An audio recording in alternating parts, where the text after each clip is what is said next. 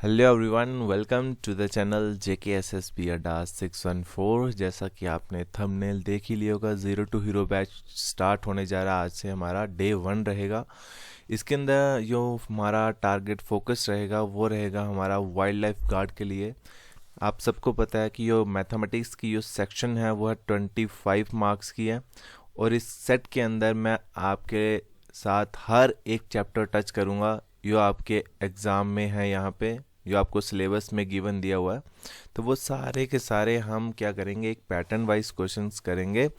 तो अगर मैं देखूं कि जैसे सेट नंबर 2 लेके आऊँगा तो हर एक टॉपिक के मैं 3 से या 2 से 3 क्वेश्चंस मैं आपको लेके आऊँगा हर एक चैप्टर के। ठीक है, अगर टोटल 7 है तो 7 × 3 कर दो, ये कितना हो जाएगा 21 क्वेश्चंस यहाँ पे एक वीडियो के अंदर डिस्कस करेंगे हम। मतलब 18 to 21 क्वेश्चंस हम डिस्कस करेंगे। ऐसे ही ये मैं 30 डेज़ के लिए लेके चला हूँ। तो अगर मैं इसको 30 से मल्टीप्लाई कर दूँ तो मेरा कितना आ जाएगा, 630 क्वेश्चंस हो जाएंगे आपके 30 डेज़ के अंदर। मैथमेटिक्स आपका कंप्लीट हो जाएगा। और जिसने ये मेरे मोर देन 500 क्वेश्चंस जो ये कर लिए ना मैथमेटिक्स के, और ये वो क्वेश्चंस होंगे जो अब लेटेस्ट पैटर्न चल रहा है JKSSB का।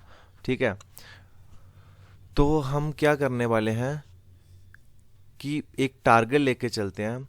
जो आपको पता होना चाहिए कि बेसिक तो आपने पढ़ लिया, अब हम करेंगे क्वेश्चंस सिंपल। ठीक है, तो चलते हैं। अब ज़्यादा टाइम वेस्ट ना करते हो, सीधे क्वेश्चंस के ऊपर चलते हैं। और क्वेश्चंस के आप थोड़ा लेवल देखोगे तो सेट नंबर 1 है तो बेसिक से ही लेवल होगा, थोड़ा ज़्यादा टफ नहीं होगा। जैसे जैसे मेरे सेट वाइज चलते चलेंगे आगे आगे, जैसे डे 10 है तो आगे मैं थोड़े हार्ड लेवल क्वेश्चंस लेके आऊँगा। फिर हम कुछ प्रीवियस ईयर क्वेश्चन भी होंगे, वो भी हम डिस्कस करेंगे वीडियो के अंदर ही। तो चलो बढ़ते हैं क्वेश्चन नंबर फर्स्ट के ऊपर। क्वेश्चन नंबर फर्स्ट परसेंटेज से है। A number is increased by 20% and then decrease by 20%, what is the net percentage change. तो जिसने मेरा परसेंटेज अच्छे से पढ़ा होगा ना, उसको ये पता होगा कि नेट परसेंटेज चेंज। देखो, नेट परसेंटेज चेंज होती है ना, जब कभी भी आपके पास 2 परसेंटेज होती हैं, कोई इंक्रीज हो रही है या डिक्रीज हो रही है, या दोनों इंक्रीज हो रही हैं या दोनों डिक्रीज हो रही हैं, तो ऑप्शन में आपके पास परसेंटेज में आंसर है। तो आपको कुछ नहीं करना, एक फार्मूला जो आपको बताया हुआ नेट परसेंटेज चेंज का, that is x plus minus y plus minus x into y upon में 100, ये अप्लाई कर दो। फर्स्ट परसेंटेज जो है ये आपकी x है, सेकंड जो है ये आपकी y परसेंटेज है। तो आपको जहाँ जहाँ इंक्रीज है वहाँ प्लस होगा, जहाँ जहाँ डिक्रीज है वहाँ माइनस हो जाएगा। पहली परसेंटेज इंक्रीज हो रही है तो प्लस में होगी, तो यह आ जाएगा आपका 20। फिर प्लस माइनस, देखो अगर इंक्रीज है तो प्लस करनी है, अगर डिक्रीज है तो माइनस साइन लगा दो। तो डिक्रीज हो रही है सेकंड, तो यहाँ पे माइनस आ जाएगा -20। ठीक है, तो यहाँ पे प्लस और माइनस, यहाँ पे x इंटू वाई हो रहा है। मतलब यहाँ पे मैं बात करूँ तो ये हो जाएगा x आपके पास कितना है +20 का, और मल्टीप्लाई हो रही है ना ये y, तो मल्टीप्लाई कर देंगे हम y, तो y कितना है यहाँ पे डिक्रीज हो रहा है, तो डिक्रीज के लिए मैंने माइनस डाल दिया। ठीक है, तो यहाँ पे देखो ये प्लस और इंटू माइनस करेंगे तो हमारा आंसर माइनस में आएगा। तो यहाँ पे हम क्या रखेंगे, यहाँ पे हम इसको माइनस कर देंगे x इंटू वाई। तो x आपके पास 20 है और y भी आपके पास 20 है, और अपॉन में कितना हो जाएगा 100 हो जाएगा। ये से ये 2 0 ये कैंसिल आउट हो जाएंगे, ये प्लस का 20 और ये माइनस का 20, यहाँ पे क्या हो जाएगा 0 हो जाएगा, और यहाँ पे माइनस है तो यहाँ पे माइनस आ जाएगा। 2 इंटू 2 कितना हो जाएगा 4%, तो -4% कोई ऑप्शन है, दैट इज बी, इसका क्या हो जाएगा राइट आंसर हो जाएगा। गॉट इट, लग गया पता। ये वाला जो फार्मूला है ना, ये आपको मैं प्रॉफिट एंड लॉस के अंदर भी बताऊंगा। ठीक है, ये मतलब फार्मूला बड़ा बड़ा इंपॉर्टेंट फार्मूला है। ठीक है, तो इसको आप मार्क करके रखिएगा। तो इसको हम और क्वेश्चंस डिस्कस करेंगे इसके ऊपर। ठीक है, तो चलते हैं हम अगले क्वेश्चंस के ऊपर। A can do a piece of work in 12 days. B is 60% more efficient than A. How many days will B take to complete the same work? B को कितना टाइम लगेगा वही काम करने में जो A कर रहा है। ठीक है, अब देखो यहाँ पे सिंपल सी बात है, जब भी आपको टाइम एंड वर्क के क्वेश्चन में परसेंटेज से आ जाए, यहाँ पे जैसे परसेंटेज आ गया ना, तो ये बात करेगा हमेशा एफिशिएंसी की। टाइम एंड वर्क के अंदर आपको पता है, एक आपके पास होना चाहिए टोटल वर्क, एक आपके पास होने चाहिए एफिशिएंसी, और तीसरा आपके पास होने चाहिए डेज। टाइम एंड वर्क पूरा इन तीनों चीज़ों से यहाँ पे डिपेंड करता है। तो देखो यहाँ पे बोल रहा है B is 60% more efficient than A. Efficient का मतलब वो एफिशिएंसी की बात कर रहा है, और एफिशिएंसी वो होती है कि मैं एक दिन के अंदर कितना काम कर सकता हूँ।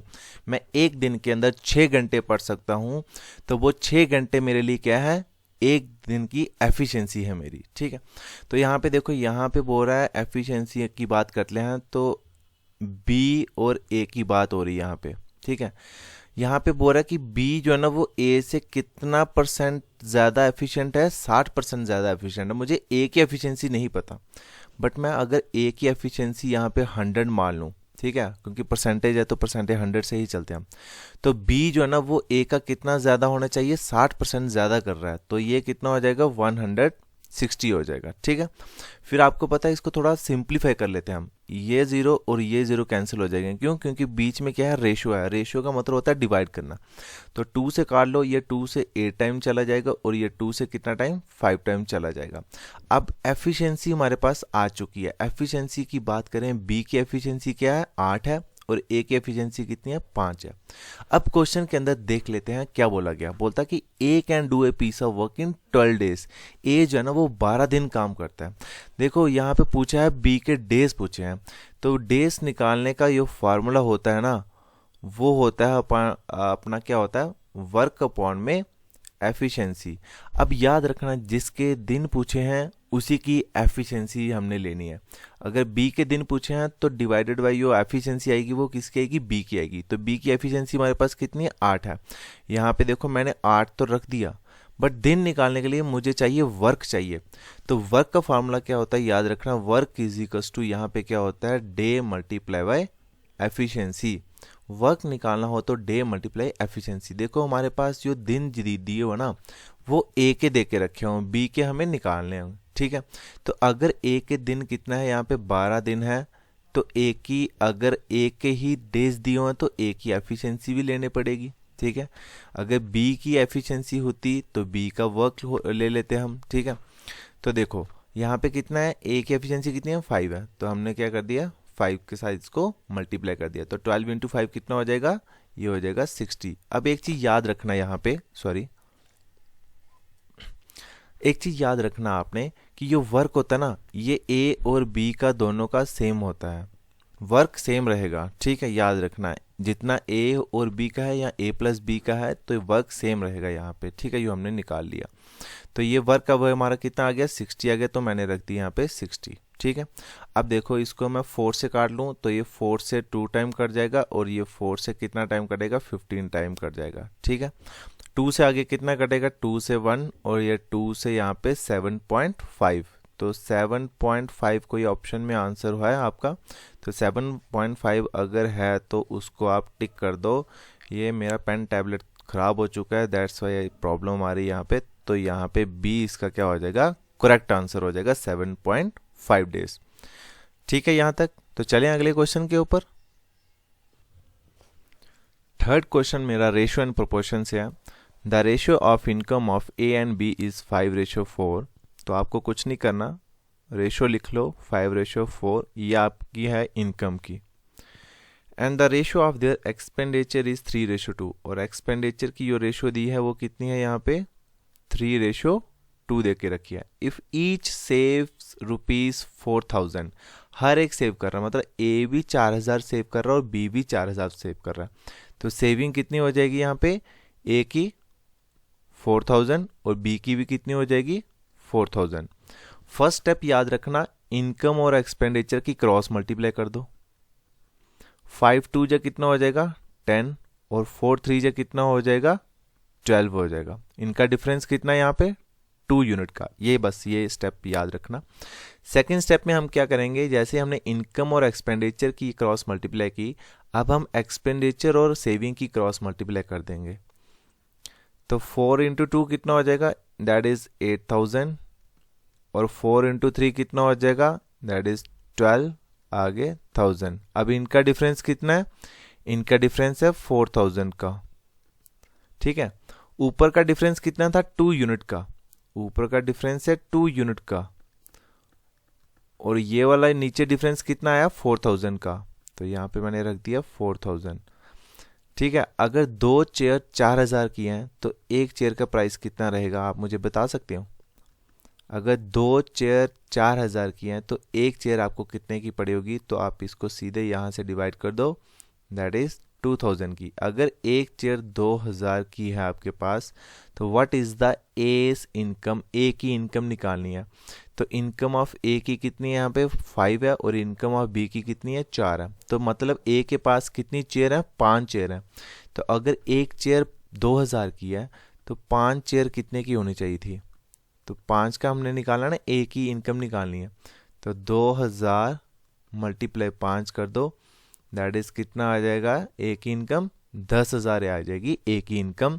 That is option number C इसका राइट आंसर हो जाएगा। आप मुझे कमेंट सेक्शन के अंदर ये बताओगे कि बी की इनकम कितनी रहेगी, बी की इनकम क्या रहेगी, ये आपका आंसर आना चाहिए कमेंट सेक्शन के अंदर। कभी भी इनकम, एक्सपेंडिचर और सेविंग के ये क्वेश्चन आएंगे तो आपको इसी पैटर्न से करना है। कल को वो यहाँ पे ये दे सकता है ए सेव 800 और बी सेव 400, तो तब भी ऐसे ही करना है आपको क्वेश्चन, ठीक है। चलते हैं क्वेश्चन नंबर 4 के ऊपर। The average of 8 number is 20 if each number is increased bye 4, what is the new average. याद रखना ये एवरेज का पैटर्न जो है ना, ये यहाँ पे टाइप नंबर 2 के अंदर ही आ जाता है। यहाँ पे याद रखना, अगर एवरेज के, अगर देखो, अगर हम हर एक नंबर इंक्रीज कर रहे हैं ना, अगर हम एक नंबर डिक्रीज भी कर रहे हैं, अगर हम नंबर मल्टीप्लाई कर रहे हैं, अगर हम नंबर को डिवाइड भी कर रहे हैं, तो इस पैटर्न का क्वेश्चन याद रखना, चारों में कुछ नहीं करना है। अगर हम कोई भी चीज़ नंबर में चेंज होती है तो उसके एवरेज में भी वही सेम चीज़ चेंज होगी। देखो यहाँ पे पुरानी एवरेज कितनी थी, 20 थी, अब बोल रहा है each number is increased bye 4, तो एवरेज को भी 4 से इंक्रीज कर दो, वही आपका आंसर हो जाएगा। कितना हो जाएगा 24, ऑप्शन नंबर ए इसका राइट आंसर। देखो 2 सेकंड का क्वेश्चन था, ठीक है। और देखो अगर मैं बोलूँगा कि अगर मेरे पास एवरेज है कोई भी 6 नंबर की, वो 20 है, अगर हर एक नंबर मैं डिक्रीज कर दूँ यहाँ पे 4 से, तो -4 कर देंगे, तो आपका आंसर कितना आ जाएगा 16, तब ये आंसर हो जाएगा। अगर मैं बोलूँगा if each number is multiply by 4, then देखो एवरेज थी आपके पास, ओल्ड एवरेज कितनी थी 20 थी, तो 4 से हम क्या कर देंगे मल्टीप्लाई कर देंगे, ये आपका आंसर आ जाएगा 80, न्यू एवरेज हो जाएगी।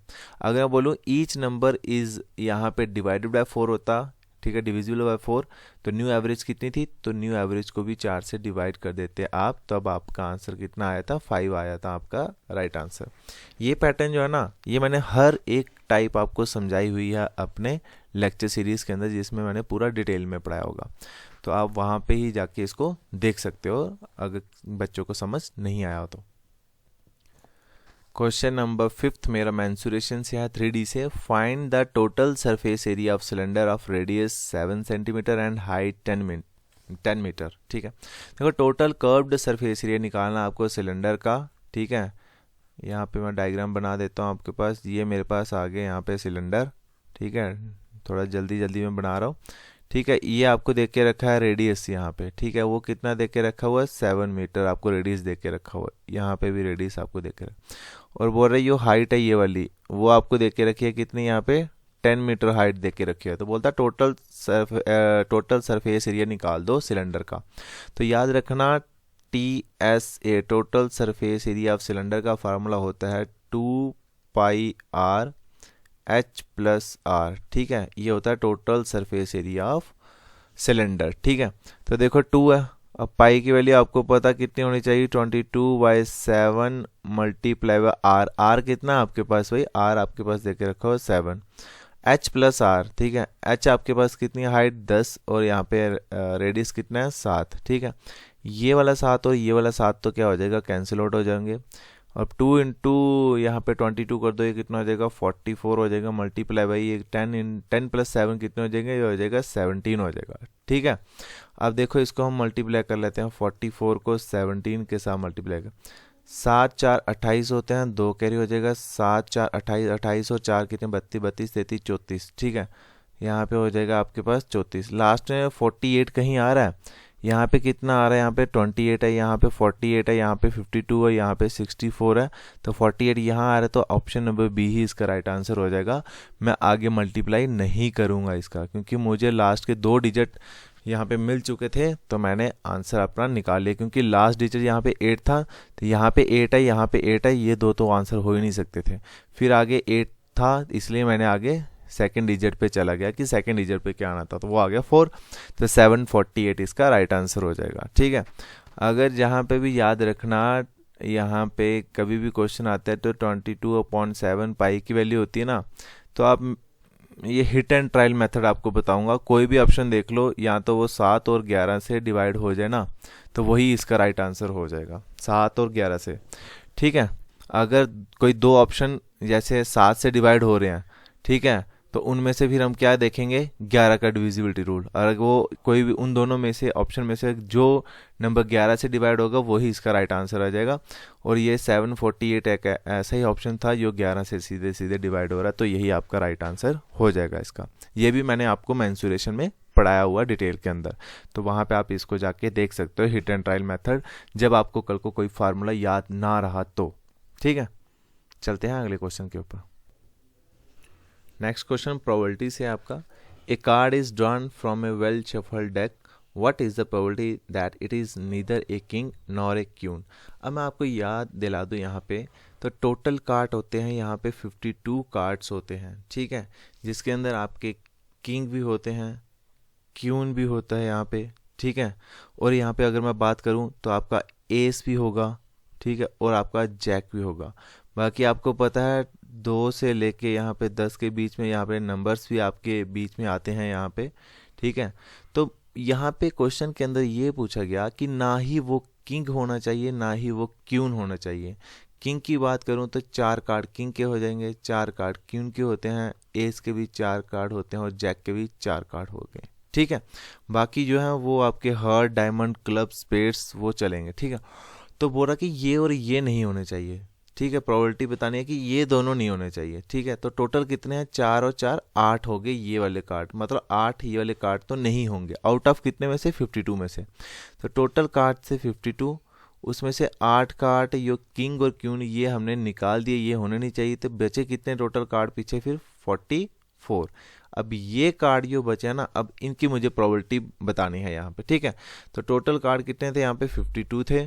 ठीक है, अब बचे कितने हैं यहाँ पे, ना ही वो किंग है ना ही वो क्यून है, तो वो टोटल बचे कितने, 44 कार्ड्स यहाँ पे बचे हैं। ठीक है, अब आप इसको आराम से काट सकते हो, 2 से भी काट लो, ये 2 से 22 टाइम चला जाएगा, और ये 2 से कितना टाइम, 2 2 जा 4।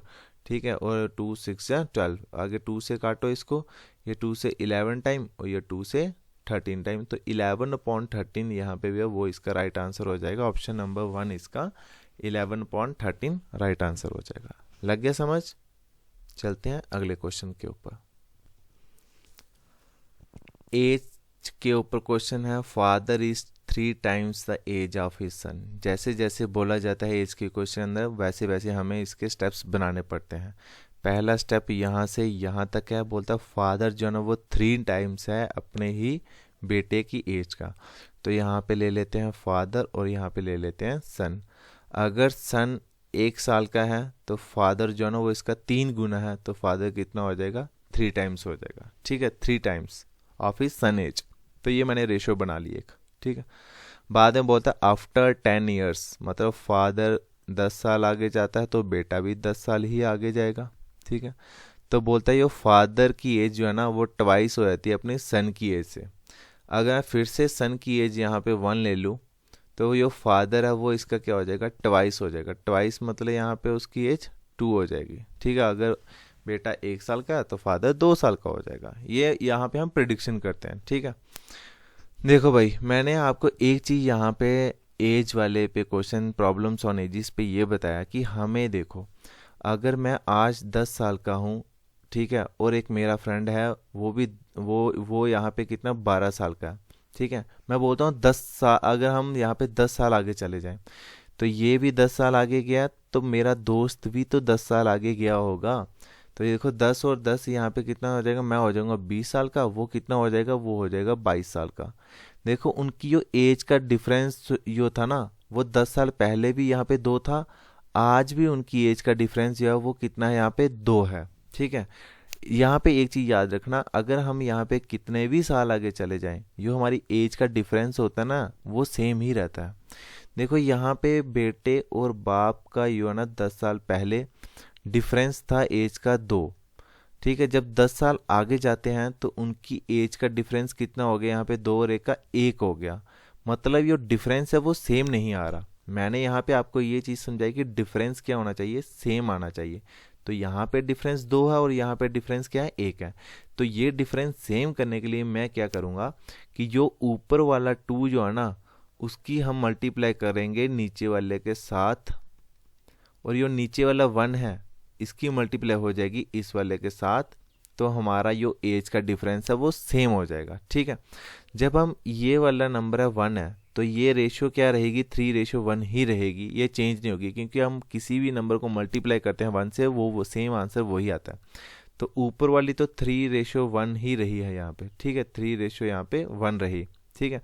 फिर हमने क्या किया यहाँ पे कि ये ऊपर वाला 2 था, उसकी मल्टीप्लाई अब इसकी और इसके साथ करने पड़ेगी हमें, ठीक है। तो ये 2 जा कितना हो जाएगा, ये हो जाएगा हमारे पास 4, और ये वाला कितना बचा है यहाँ पे 2 × 1 कितना हो जाएगा, ये हो जाएगा 2। अब हम देख लेते हैं डिफरेंस सेम है। देखो 3:1 है तो डिफरेंस कितना, 2 साल का। 4:2 है तो डिफरेंस कितना, 2 का। डिफरेंस सेम आ गया। अगर डिफरेंस सेम आ गया तो हम अब क्वेश्चन आराम से इजी सॉल्व कर सकते हैं।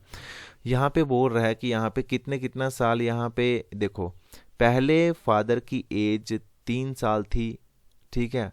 अब आगे जाके 4 साल होगी, तो कितने आगे गया ये 1 साल आगे जा रहा है। बेटे की एज 1 थी, ठीक है, अब 2 हो गई, तो ये कितने साल आगे जा रहा है, ये भी 1 साल आगे जा रहा है, ठीक है। देखो यहाँ पे दोनों क्या आ रहे हैं, 1-1 साल आगे जा रहे हैं, बट क्वेश्चन के अंदर बोल रहे हैं वो कितने आगे गए थे, 10 साल आगे गए हुए हैं, ठीक है। सॉरी,